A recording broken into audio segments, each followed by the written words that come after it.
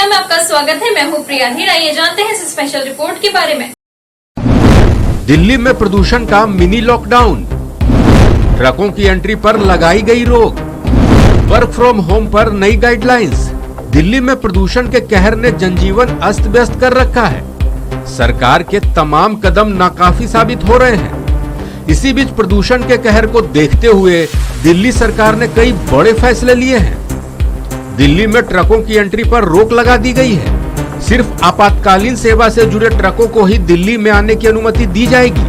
सरकारी कर्मचारियों को वर्क फ्रॉम होम के आदेश दिए गए हैं। निजी कंपनियों को भी वर्क फ्रॉम होम को लेकर एडवाइजरी जारी की गई है। दिल्ली के अंदर पहले से ही जितने तरह के कंस्ट्रक्शन और डिमोलिशन वर्क हैं, निर्माण और विध्वंस के जो कार्य हैं, उन पर प्रतिबंध है। लेकिन उसमें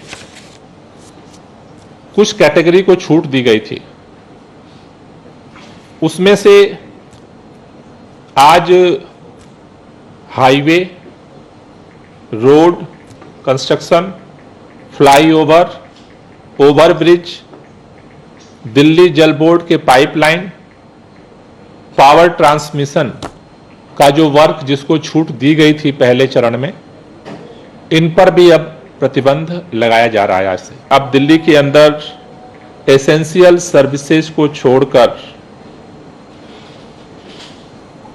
सभी ट्रक्स के प्रवेश पर रोक लगाने का निर्देश दिया था। दिल्ली के अंदर उसे लागू किया जा रहा है।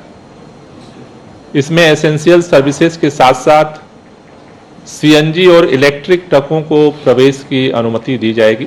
दिल्ली सरकार के जो दफ्तर हैं 50% वर्क फ्रॉम होम करेंगे।